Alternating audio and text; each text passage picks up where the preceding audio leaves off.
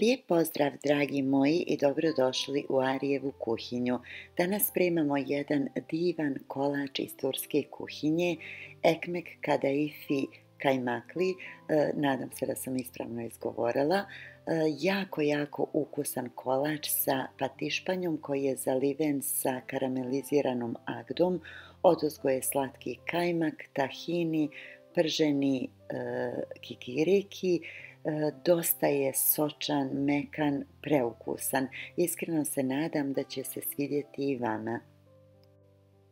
Korica za ovaj kolač je vrlo jednostavna. Trebaju nam 4 komada velikih jaja, 8 kašika šećera, 8 kašika brašna, vrećica vanilin šećera i vrećica praška za pecivo. Šećer i vanilin šećer dodajte u jaja, mutite mikserom na najjačoj brzini dok se jaja ne napušu i posvijetli. Nećete dobiti mnogo gustu masu jer nema puno šećera. Brašno dodajte prašak za pecivo, malo promiješajte i sjedinite sa mikserom. Dovoljno je par sekundi da mutite, samo da se sve lijepo poveže. Smjesu ćemo istresti u tepsiju prečnika 34 puta 23 cm. Ja sam tepsiju obložila papirom za pečenje, prethodno sam je malo pomastila. Istresite smjesu, poravnajte i kolač pecite između 13 i 15 minuta na 170 stepeni. Pečena korica se polako odvaja od ivica tepsije, ostavite je da se potpuno ohladi.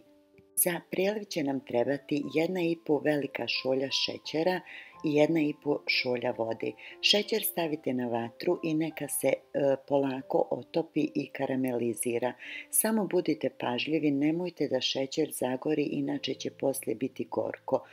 Na srednje jakoj vatri radite ili na niskoj temperaturi ako se bojite da ne izgori.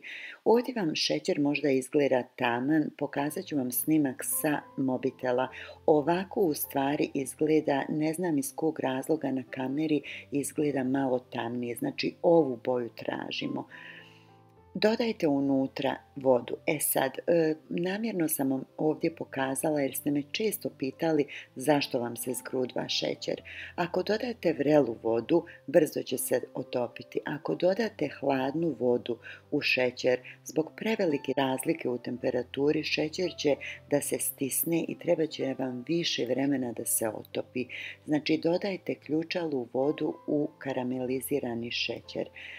Ne morate preliv hladiti, koricu prevrnite na opačke, malo je izbockajte sa viljuškom i prelijte sa ovim pripremljenim sirupom.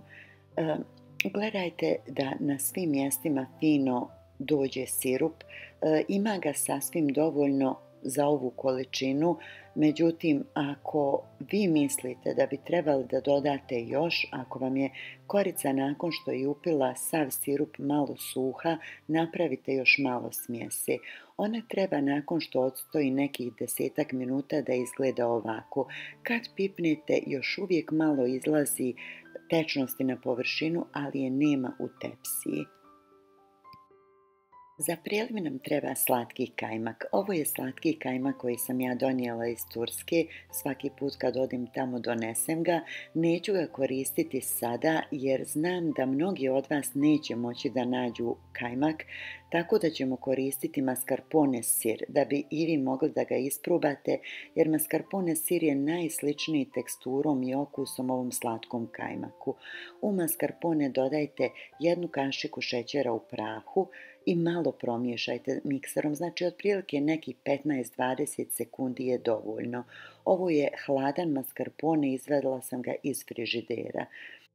Radi lakšeg nanošenja ja ću mascarpone sir staviti u vrećicu za ukrašavanje i nanijeti ga odozgo.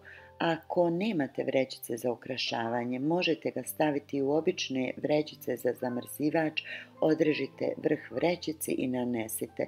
Ako nemate ništa od tog, onda kašikom nanesite, samo pažljivo pošto je nježna korica. Nanesite mascarpone sa svih strana i odozgo ćemo sad da prelijemo tahini pastu. Tahini pasta je znači pasta koja je napravljena od prženih susam sjemenki bez dodatka ičega, ovako je u tečnom stanju. Odrežite, stavite i njega u vrećicu za zamrzavanje, odrežite vrh i nanesite odozgo. Ovdje imam 100 grama tahini paste. Tahini je upravo ono što daje specifičan okus ovom kolaču. Ja sam jela u Turskoj i pravila sam klasičnu varijantu bez tahinija. Vjerujte da je ova mnogo bolja. Ideju mi je dala moja prijateljica Nerma koja ga je jela u Antaliji i ja sam se oduševila, tako da sam htjela da podijelim i sa vama. Odozgo ću staviti otprilike 2 kašike meda, tek toliko da dam malo slatkoće jer tahini nije sladak, i posula sam sa 100 grama prženih kikirikija. Kikiriki sam kupila u ljusci, oljuštila sam, ispržila ga, isjekla i posula odozgo. Kolač ćemo hladiti 1 sat u frižideru i nakon toga možete da ga jedete. Dragi moji, to bi bilo to za danas. Ja se iskreno nadam da ćete isprobati ovaj kolač i da će vam se svidjeti. Hvala vam puno na lajkovima, na dijeljenjima, na komentarima. Svaki vid vaše podrške meni mnogo znači. Do sljedećeg kuhanja ostanite mi zdravi i nasmijani. Puno pozdrava od vaše Arijeve kuhinje.